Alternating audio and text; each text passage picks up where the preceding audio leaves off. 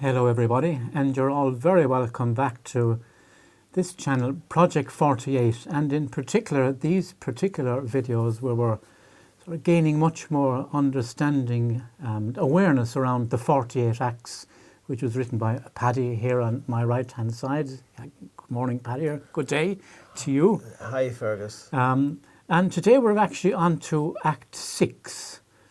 Act 6 is trauma is pain caused by your perception of circumstances. Now, Paddy, from me, I suppose, who has lived and worked in trauma all my working life, this gave me a very different understanding into trauma, which I found hugely helpful, because I suppose from a cognitive learning and understanding, which was helpful, I found it was too narrow a definition and the parameters I was working within. So, trauma, I suppose, is such a buzzword nowadays. It's a fundamental one for us to understand if we want to get well. Yes. The definition, there are many definitions of trauma. An emotional response to a traumatic event. I put it here in the 48 Acts as trauma is understood as coming from an ancient Greek, the Old Greek, and it means a wound, a hurt, or a defeat. So we need it's not a simple understanding. Trauma is our response to something that may be obvious or may not be obvious.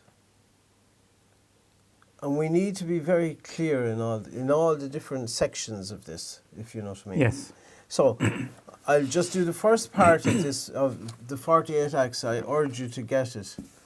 And Fergus has the Layman's Guide to the 48 Acts, which is his personal response and his interaction with, since he was the first person to do it, with the 48 Acts, and I think is hugely helpful.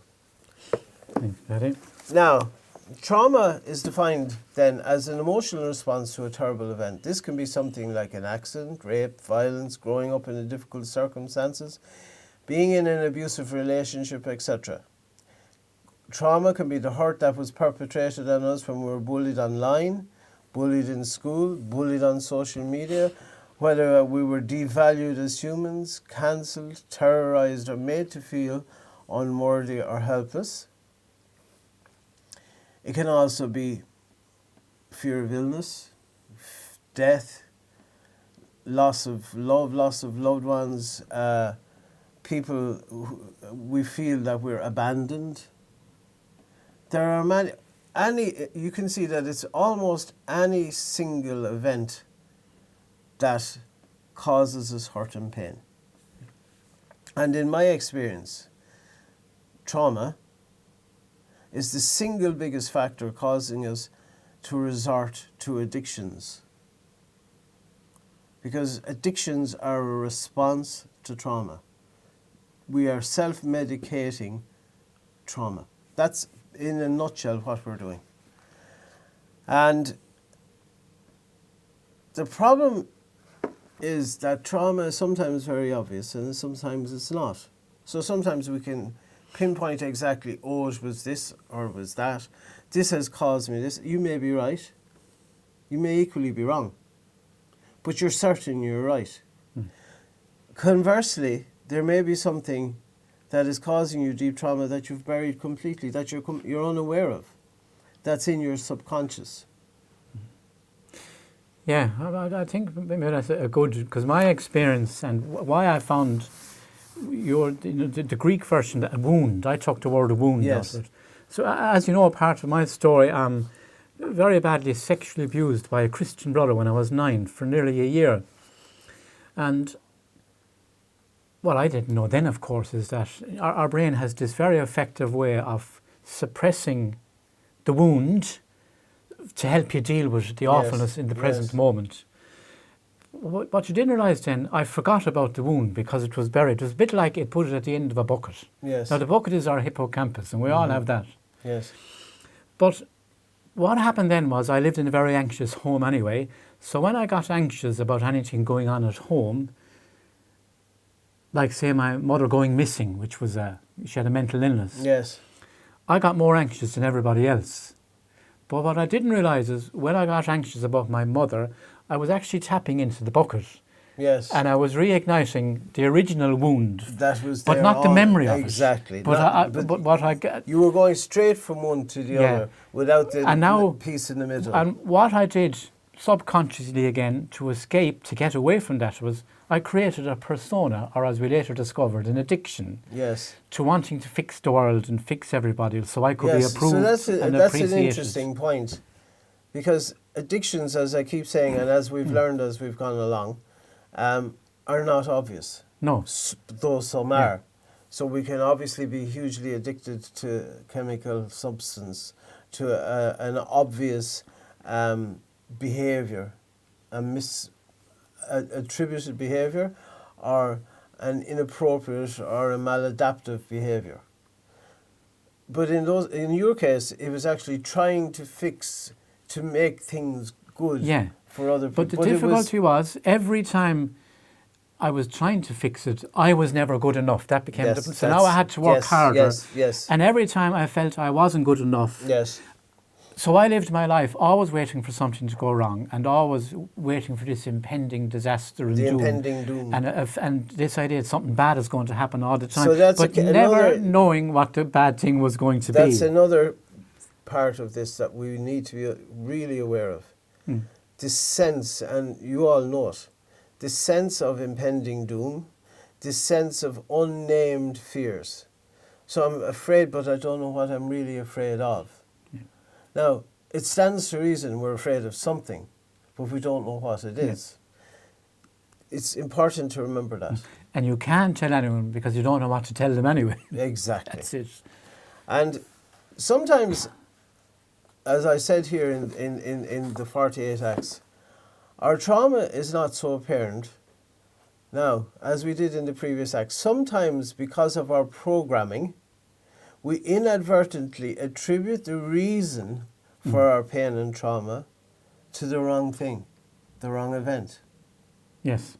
So we say, well, it's definitely this, when it may not be that, it may be something else.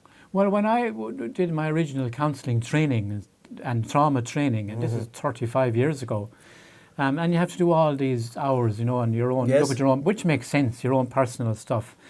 I mean, I actually spent most of the time talking about my experience of growing up in a home where alcoholism and mental illness. So I always believed that my problems were because of my parents. So I was misattributing. So I never had to look at myself. You see, that's the thing. That like, we may personalise traumatic events that are in effect random, or we blame other people for our trauma, our pain, because it's easier to understand it and it's easier for us to deal with it if we say, well, it's this definitely. If she hadn't done something, if he hadn't done this, if this hadn't happened, I wouldn't all be like those this. things, I wouldn't be like this. So what does that do then? It's also then making us take the responsibility away from ourselves, and it's somebody else is causing it. Now, that may very well be the case, but it fundamentally doesn't matter whether it is the case or it isn't. You'll never get well until you go and look for what is really causing the problem. Honestly. And unfortunately, a lot of the advice given, and I've been to more counsellors than there's cows in a herd of cows. But fundamentally, a lot of counselling just makes us re-identify with what is our perceived trauma. And we go over it and over it and over it again. And I'm going to show you why that is so unhelpful. Yeah. And second on that, as you know, I did a video which we have up on the website that looks at the whole, I suppose, biological, neurological responses in the body in a simple way when you're anxious and fearful all the time and what's happening. And the one great thing I discovered all the difficulties that was happening in my life, and when I got to the overwhelming piece completely, hadn't. It was because my body and brain were totally out of sync with the world around me, and I had got so overwhelmed. And when the trauma came to the fore, the original wound, I discovered it wasn't the original wound that was causing the problem. It was actually how everything had gone out of balance. Right. And I could actually fix what was gone out of balance by understanding and become aware of it. And all of a sudden, sure, there's nothing I can do about the trauma that happened 54 years ago. No. That's gone. It's history. So this is why I'm saying, in this hugely important act, trauma is pain caused by your perception of circumstances. And my perception is something bad is going to happen all the time. Something that either your perception of the original trauma, something that's going to happen because of it. So it's all of these chains of events that never end. Yeah. Because your perception, and remember we said that in the last video, Act 5, your perception may be wrong. It may be wrong because of your programming. Yeah. So you may be perceiving and worrying about something that doesn't exist. You're not in reality. Yeah. Well, interesting, and we keep going back to programming because it's really important. Yes. Right. So within my abuse, the way I was coerced and kept in heel, for want of a better word, was that to do this to this other man, in a strange way, he had that I was being good. Yes. And you have to continue and be good. But if you tell anybody, you're not good anymore. Yes. So I spent my whole life afterwards in the same way, being good and trying to fix everybody to keep everyone happy because a wound was telling me deep down that well, if you're not good, something bad is going to happen. And that's the perception I lived my life in. Yes. It's not actually what happened, it's the perception. Now, I know it's not that simple, but it's not that, but it is that simple. Yes. Yeah. In that we are here because we want to get well. Yeah. We developed this program, the 48 Acts and all the other things that associate with it, to try and help people to get well. That's the only reason we're here, to deal with these problems and to how to get out of it. Yeah. So you have to look at, usually in my experience, trauma is caused, like it is caused. It's caused by something. There are very few examples of imagined sustained trauma.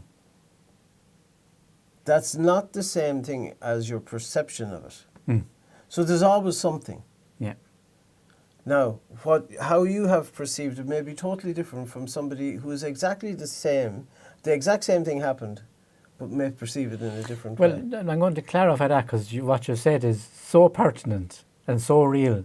So as you know, my work was I would get sent to, hotspots, conflict around the world where a number of soldiers might have been involved in quite a difficult event or a situation.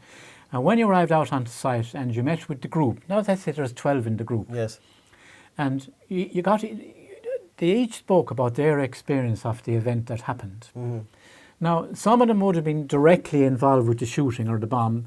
Others may have been on the periphery who came in afterwards. And often the guy who was on the periphery, who wasn't really in it would seem to be more traumatized. Yes. Yeah. And when you sat with him afterwards, one-to-one, you discovered his perception that everything was going to be okay actually came from something. Something total. So it wasn't actually the event now. It's the event now is coloured by these things in our past. Yeah. So you're sitting today and you're drinking, or you're taking drugs, you're watching porn, you're wasting your time on social media, you're feeling nothingness, hopelessness, pointlessness. You're feeling all these things because of a trauma. There's no doubt about that. Yeah. Your perception of it may be right, it may be wrong. That even doesn't matter. Because to you it's real. That's a really important thing to understand. Yes. That my perception of something that happened is real. My perception of the consequences of something that is going to happen in the future is equally real. And no matter how I would explain it to you, it wouldn't make sense. No. But I fundamentally am certain of this because that's my perception. And this is causing us untold suffering and pain. Yeah. Untold. Yeah. Because we've never differentiated this. So then, this feeling, you feel, well, what's wrong with me? Because I keep doing all these strange things. I don't really know why I'm doing it. I'm this feeling of worthlessness. This feeling of no self-value, of valuelessness. I should be punished. I deserve to be punished. I deserve nothing. I don't deserve to be loved. I don't deserve. I deserve nothing. Everything I get. My God, like this is what we're doing to ourselves, based on our perception of an event or events or things or circumstances that happened to us. Taking away this perception and changing it is fundamental to getting well. It's fundamental. Remembering that it's not the actual thing, it's your perception of it. Yeah. And when we spoke about perceptions in the earlier acts, one of the most important things, like perception is a survival tool that goes back millions of years. Yes. And I know sometimes, and in a societal sense, that we can be playing out our perception of original wounds that actually go back centuries, through generations. Yes. And we're still fighting wars today Yes. based on something that was never resolved. Exactly. Yeah. That's exactly it. And, you know, God doesn't like me. My parents didn't like me. Nobody likes me. I don't fit in when we need to belong. Those are all traumas. Yeah. Because they're my perception. Like on an objective level, it's quite obvious that God loves everybody. That's if you're a believer in God. That's one of the central tenets of it. Yeah. But you can get to the stage and your perception is, well, no. So many bad things have happened to me. I feel so bad.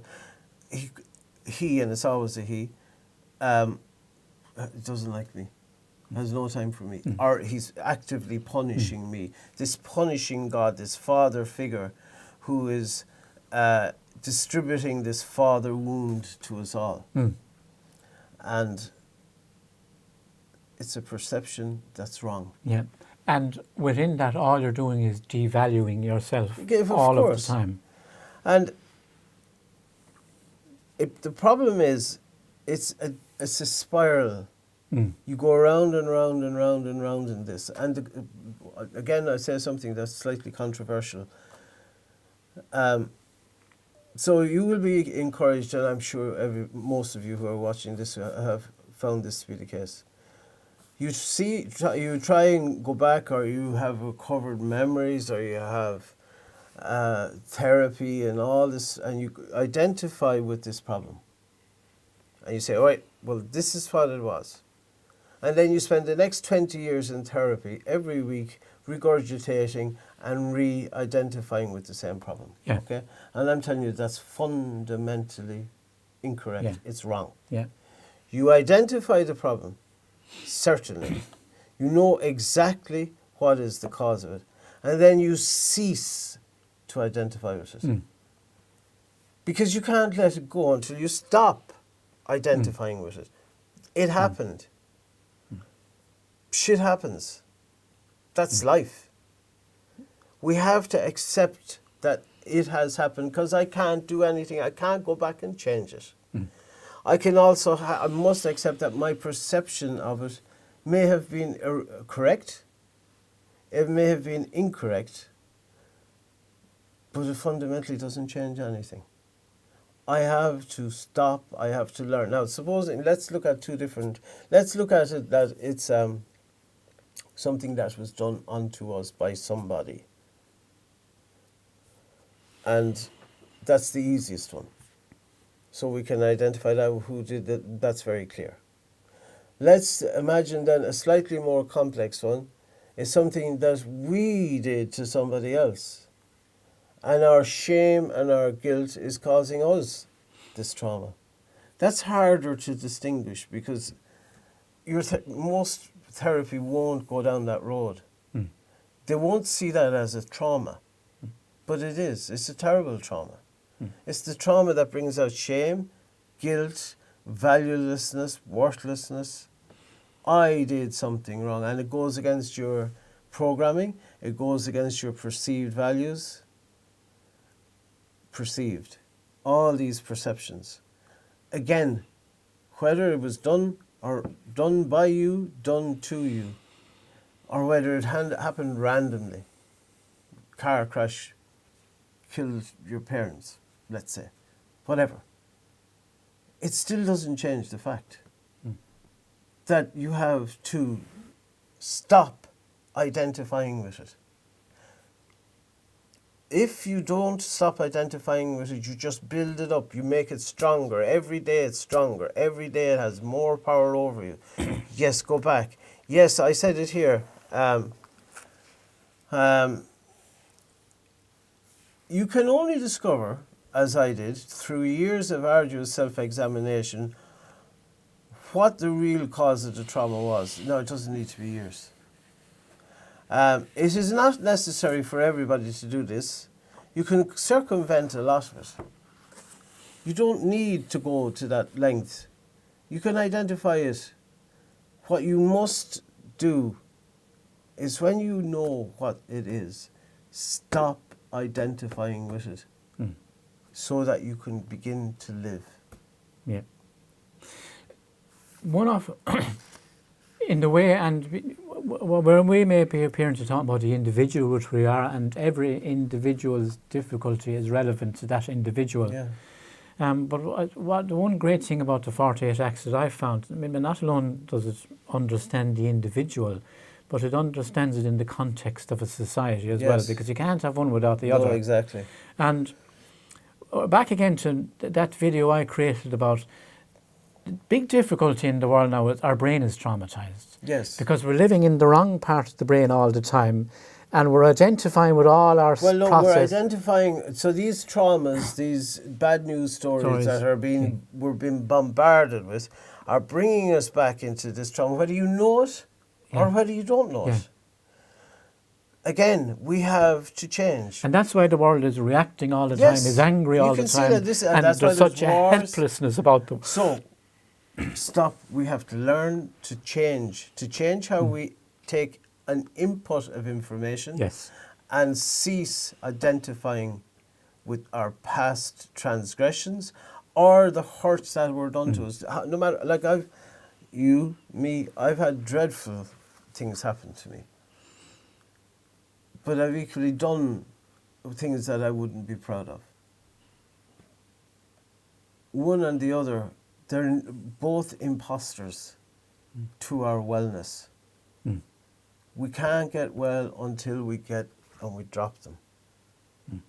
We learn to leave them, to stop identifying and move on. Yeah. And at the same time, there is a certain amount, isn't there, as you often talk about, of a taking of responsibility as well. That's the only, how do we leave them? Yeah. How do we leave them? How do you, I'm not responsible if somebody did something for me, to me.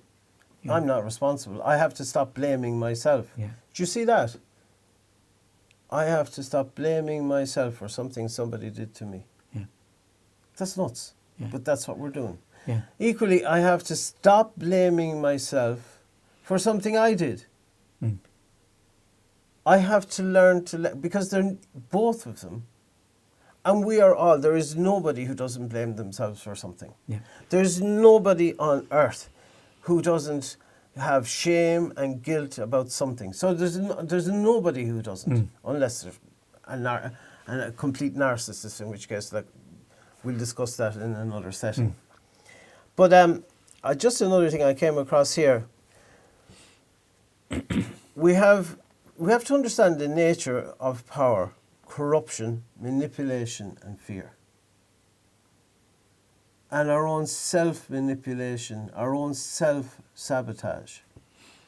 Because once this cycle starts, you know this, and every time you see something triggers you back to your trauma. So you're constantly triggered. So you see something that, because you constantly identify with it, when you found it, you've given it even more power.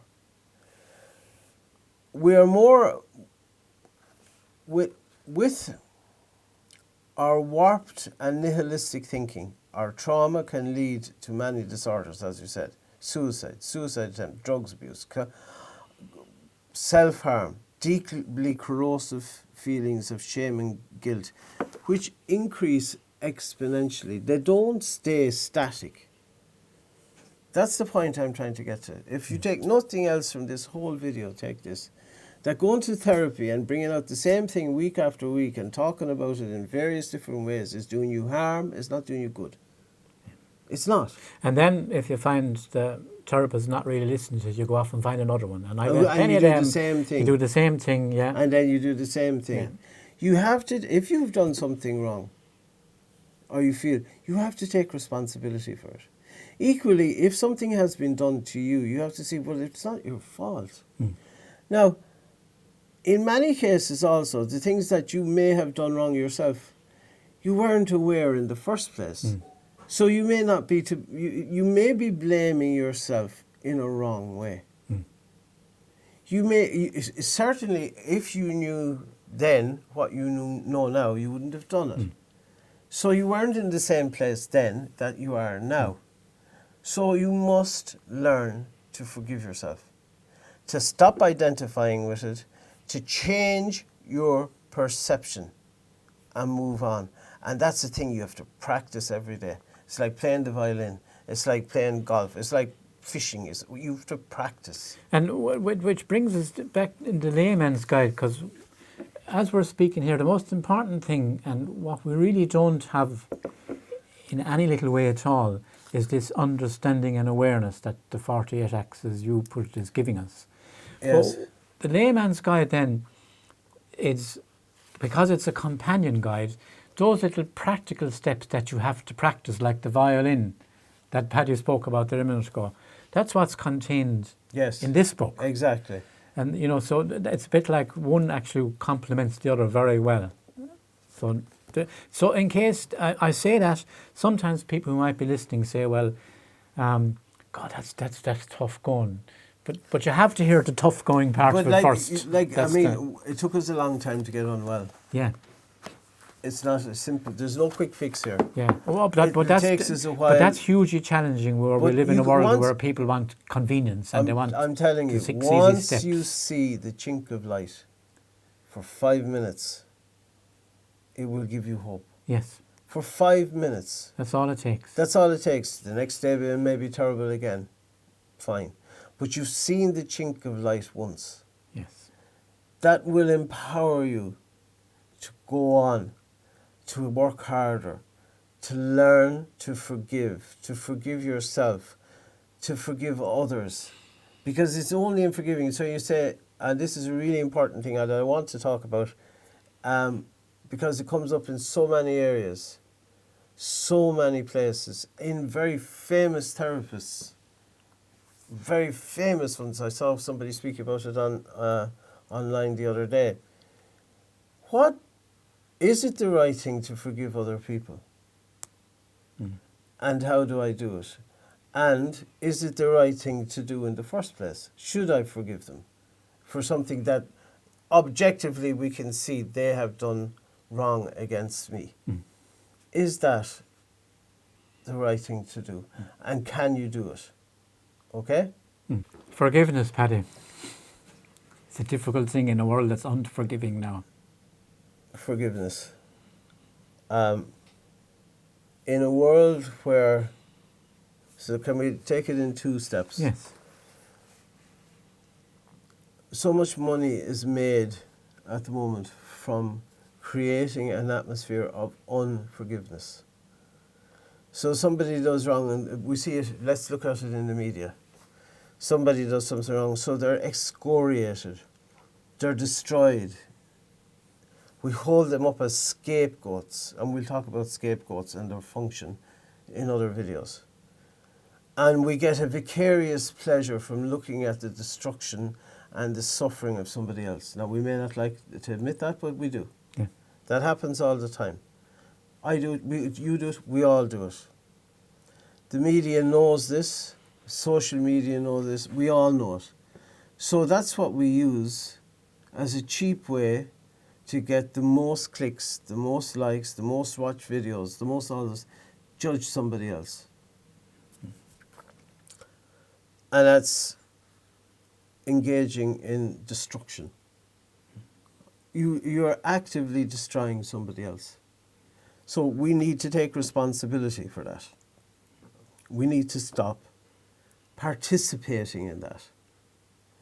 We need to stop engaging with that kind of stuff because it's leading. The more we transgress by taking pleasure in the suffering of somebody else, the more we damage ourselves. Yeah. But we feel righteous, we feel justified. It's like in the Bible 2,000 years ago, let's condemn him, stone him, let's condemn them, let's stone her. Yeah? Yeah. Don't judge, that you won't be judged yourself. Well, and unfortunately, social media has brought this to a whole new level. Because it has happened so fast. So you can say something to somebody on social media because you're anonymous and there are no consequences. That you would never say to the same guy if you met him down the street because he'd kill you. But he doesn't know who you are, so there are no consequences. So you're unrestrained by the normal rigors of society and the normal mores of society. Yeah. And you can do what you like. And once you start, it's an addiction. You can't stop. You can't stop. It's doing something and you're getting temporary pleasure for long-term consequences. The problem is you don't see it at the time. You don't see the damage you're doing to yourself. Self-forgiveness and forgiving others. The hardest one is self-forgiveness, so we'll leave that to last. If you don't learn, if you can't, of course it's very hard to forgive somebody who's done something terrible to you. And of course it is. Like if we read the Bible, the Gospels, it's basically the single thing that Jesus talks about is this idea of forgiving somebody. Why? Why is it important? It's important because it takes it away from you. So you forgive somebody because you no longer identify with them. Do you remember we said 20 minutes ago about this constant identification? You don't identify with them. Fine. They did it. It happened. I have to let it go. Okay? Now, many people who are more spiritual, religious, whatever, you can say, well, on my own, I can't forgive somebody. I can't. Then, in that particular case, you must turn to whatever you perceive to be your, and we use the word many times, a power of a greater power than us. You can call it God, you can call it higher power, you can call it, those are just names, and we've discussed this a lot. And say, look, I can't do it, you do it. And it's like a force field, it genuinely is. Our science, our physics, I'm a physicist as well, we're not advanced enough yet to figure out how this is working. But just because we don't understand how it's working doesn't mean it's not working. Don't go down the route of scientism. It does work. Why it works, how it works, we don't know yet. There's so many things we don't know. But it does work. And you know what your forgiving of somebody else has done? It has freed you. Well, it's funny you should say that because this actually comes up in one of the 16, the Acts, which comes later on, when we will obviously look at forgiveness in a greater way even. And when I had done this Act, now the one thing we should say, this is a process. You know, yes. there's a lot of stuff to happen before you get to forgiveness. I mean, yes. There is a... yes, there is. Well, so when I was looking at, when it all peeled down, and when I felt really well and was beginning to recover. The missing piece was I discovered and I do a lot of journaling and writing, which I talk about in the Layman's Guide, was that because my abuser has been dead years, I never got the chance to confront or to say or to get closure, this famous word. And there's no closure because our brain holds on to everything forever. What changes is when it pops up in the future, it doesn't hurt me anymore. But you don't need to. Closure is not what you're told. That's a perception. Yeah. That's a false information. Yeah. So when I came to forgiveness, and I knew this was the piece maybe that was holding me back ultimately because I was looking at forgiveness the wrong way. Exactly. I saw forgiveness. So you're telling me I'm to tell a guy that it was okay what he did to me for 1 year. Because that was my perception of it. To see it. That was your perception. But when I moved past that... Right. You understood. I understood it. I went to, the old Christian Brothers house. It's long gone now, but it's a shell of a building that's there. And I stood outside the door and I forgave. Now, I didn't stand there and say, no, what you did to me was right, because that'll never change. What you did was wrong. Everything about it was wrong. To do with right or wrong. That's nothing because I had learned right that. But for whatever reason, I don't know what your story was, but I forgive you. But the minute I got there, guess what the big thing was? I forgave myself. Well, because that's what I got out of it. And you see, that's a perception that you blamed yourself completely erroneously for something that was done onto you by somebody else. But that was your perception. And that's the perception of so But I suppose many I obviously blamed for all the wrongs I did in my life, for the hurt I may perpetuate on other people. I blamed what happened to me then for the wrongs, and I had to separate that. Yes, exactly. Because whatever I did, I have a responsibility for. Exactly. And that takes me to the third and the hardest part. If we can forgive people for what they have done to us and we have done to them and all this, the hardest one is to learn to forgive ourselves. Yes. And this is why I tell you, do not constantly identify with your perceptions of trauma. Understand them, have knowledge of them, and then become aware and let them go. And there is, Paddy, one of the difficulties, and people say, why would we hold on to trauma? And of all things, why would we hold on to it? Because it actually serves as a purpose. Yes, it justifies our behaviours. This is the complication. So we have gone into a way of being, a mode of being, a way of behaving, what I call a maladaptive way of behaving in various different forms and in various different levels. Yeah. Coping with this trauma. Now, not all trauma has to be in our childhood. No. This is another thing you hear trotted out all the time. Yes, a lot of it may be in our childhood, and some may, but some may not be.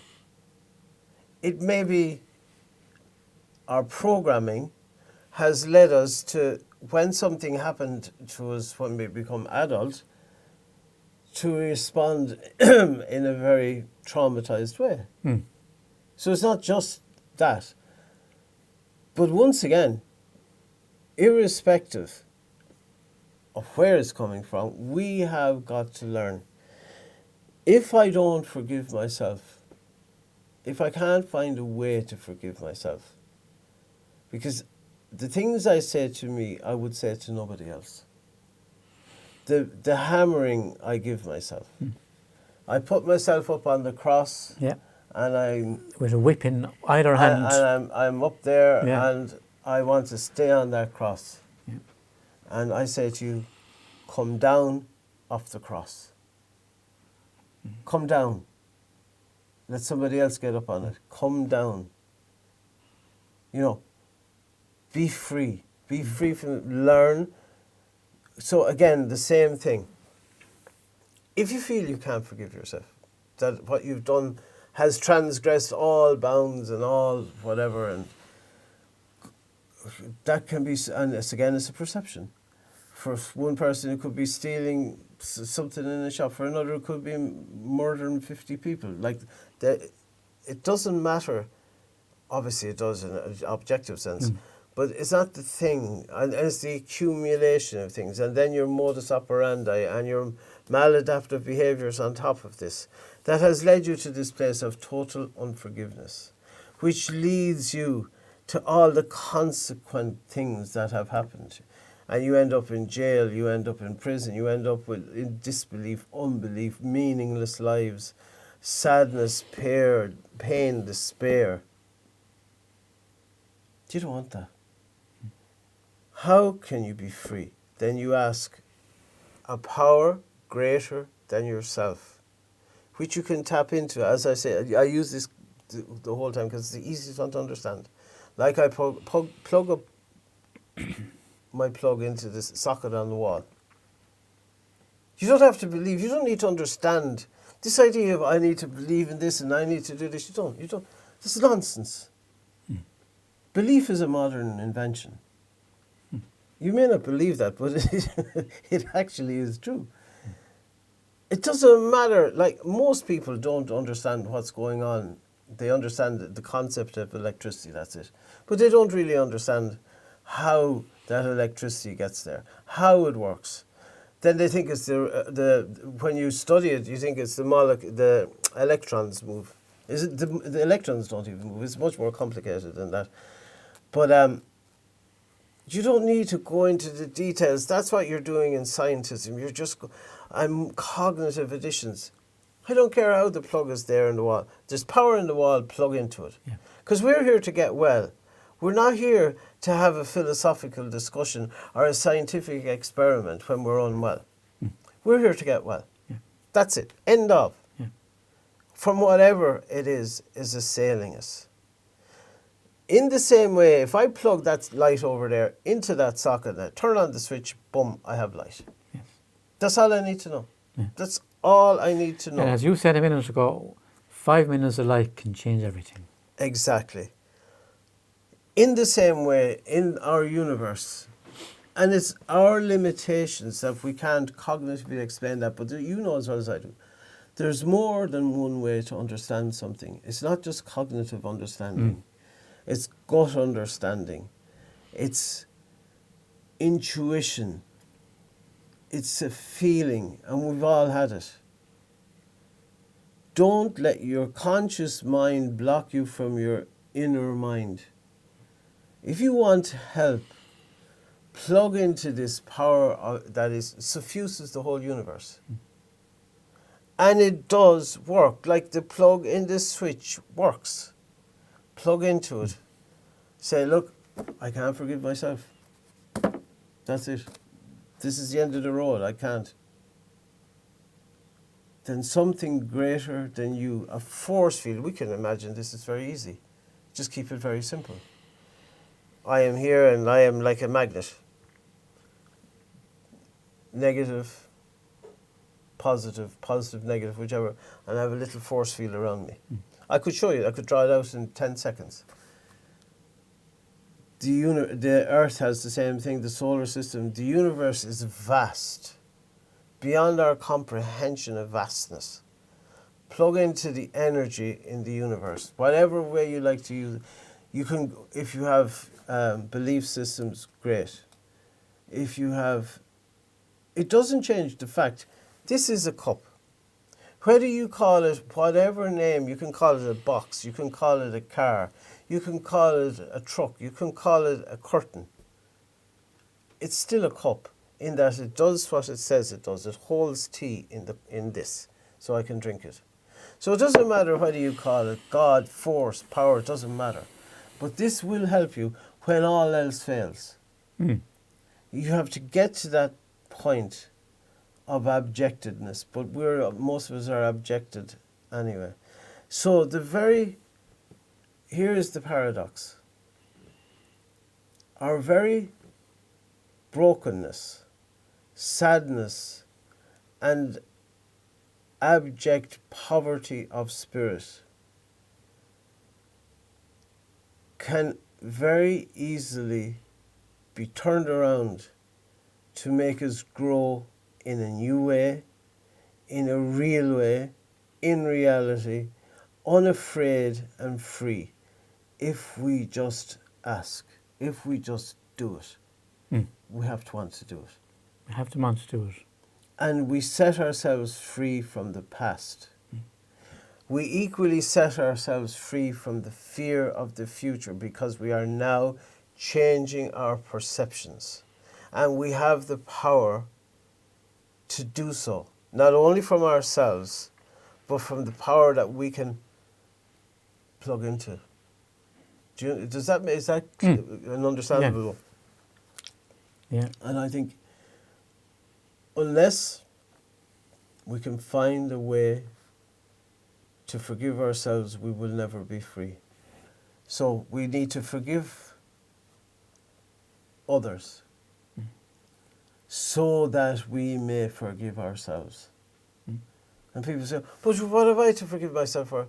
Like, if you hear somebody like that, they're not going to be watching this video because we know how trite that is. Yes. That's a nonsense. Yeah. It doesn't apply to people like who are watching here, people like us who are here. That's nonsense. We are here because we want to get well. Yeah. We have to let it go. And the wise man said to me once that if we asked everybody in the world to get a permanent marker pen and write 2 things on your forehead that you've done in your life that you wouldn't be proud of, that you wouldn't want other people to know, including your nearest and dearest.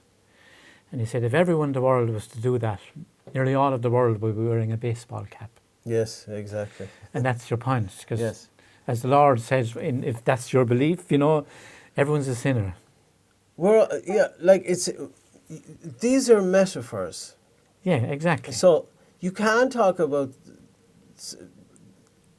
certainly in this forum where we are, we're not going to get so complicated. You cannot talk about something that's outside of time, outside of space, outside of something, using the concepts that we have here.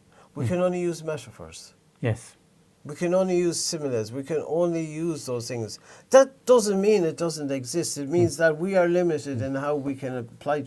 I do firmly believe that if we don't blow ourselves up in the next little while and we don't destroy our world, it is essential for us to jump in a quantum leap to a next level of consciousness, or we won't exist anyway. Just as we did in the Upper Paleolithic shift 50,000 years ago, where we seem to have jumped quite a lot. That's check it out.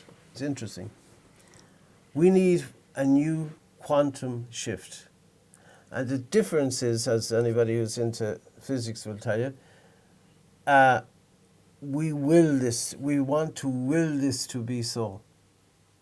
We want to, unless we are prepared to become aware and to change, we are destined to repeat the errors of the past, and we probably won't exist. So we don't want that. So eventually the power of the people and the ever-increasing technology will meet with the imposed power from above, and we will have a quantum revolution. When? How? I don't know. But I'm certain that it will happen. And this will free us, because we will start to lose the petty jealousies, the petty clan hates, the perceptions, and free us to become more powerful in many of the things we do, but not by desiring power. Yes. So it's not a binary thing. And you also to remember, like, it's not your fault. Your perceptions are not your fault. No. It's the programming. Yeah. And that's another difficult one. It's not your to get fault. with people who have done something bad or to see it, and then you're going to say it's not your fault. But you've done it. But it's done. Yeah.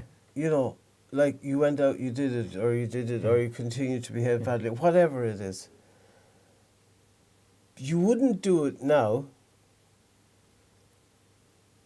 or you wouldn't be in this amount of pain, right?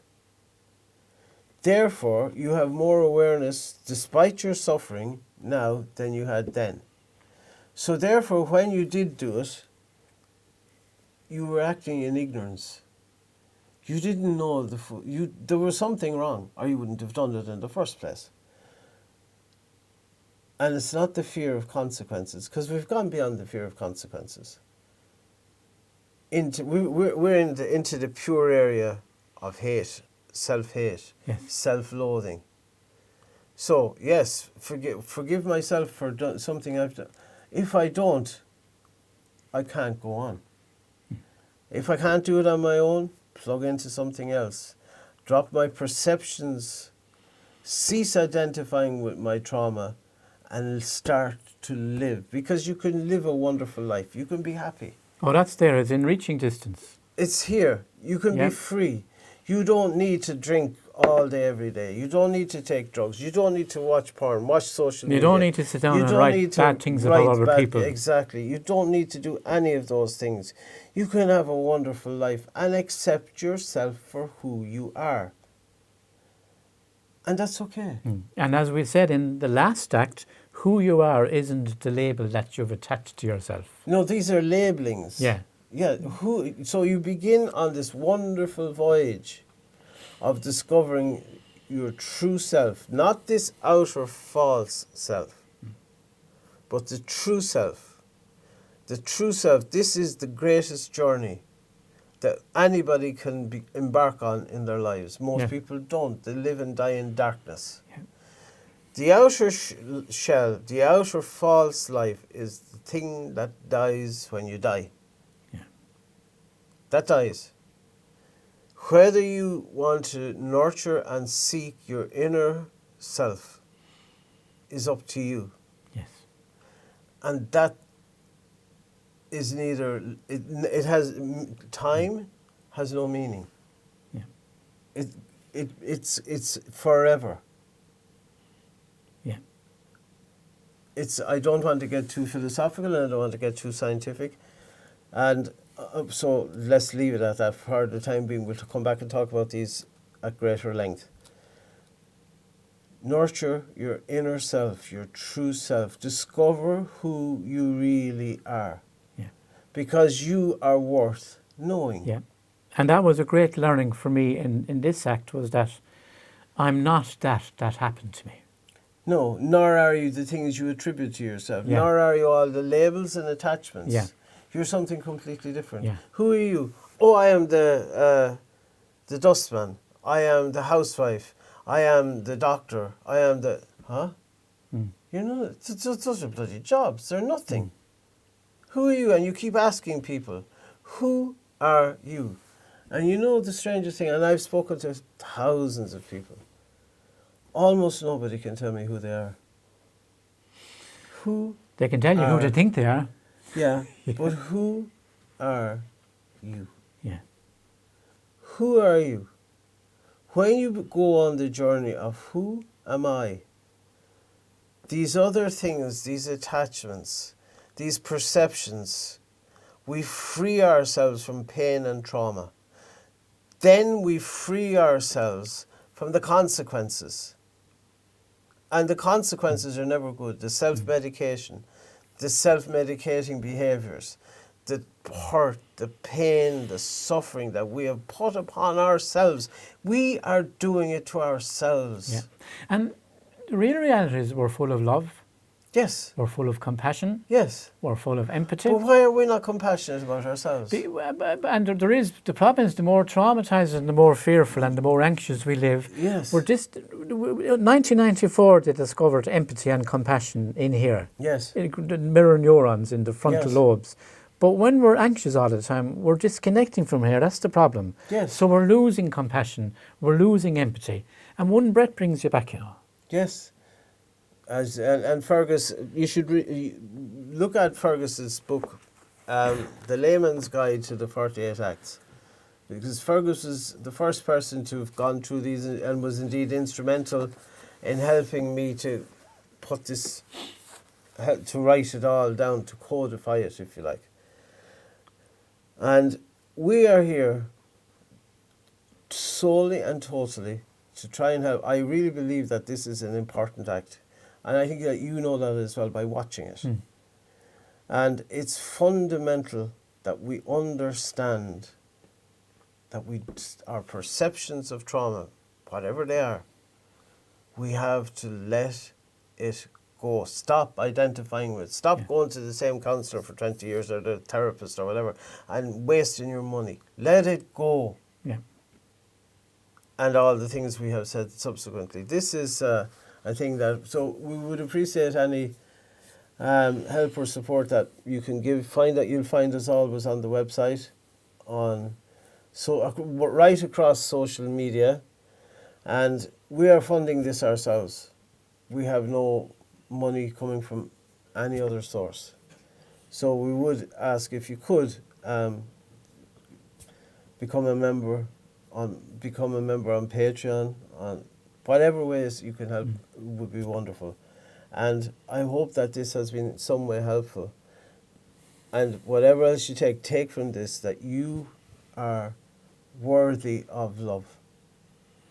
That if you are telling yourself as a consequences of your perception of your trauma that you're not, that's wrong. If you take nothing else and start systematically go back, write it down. Fergus loves journaling all the time. Go back, work it out. And once you see this much, a glimmer, a chink of light. That's it. You will say, oh, I need only see it for 5 seconds. And then you can start to build.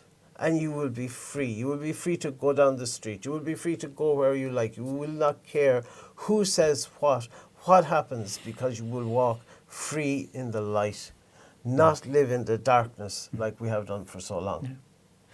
And just to finish it on this one, when I spoke earlier about going to that brother's house, Christian brothers, and forgiving, and so much happened in that moment.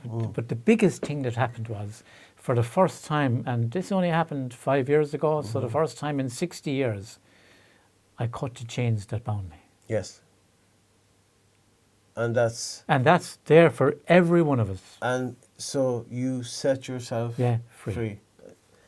Well, thank you very much, Fergus. Thanks to everybody who's watching. I hope this has been of some help. I really think it is. Check out the 48 Acts. Help in any way you can, but most of all, help yourself. Help yourself. Give yourself a break. Talk to yourself kindly today. And thank you very much, Fergus. And thank you, Paddy. And until Act 7, thank you. Thanks, Fergus.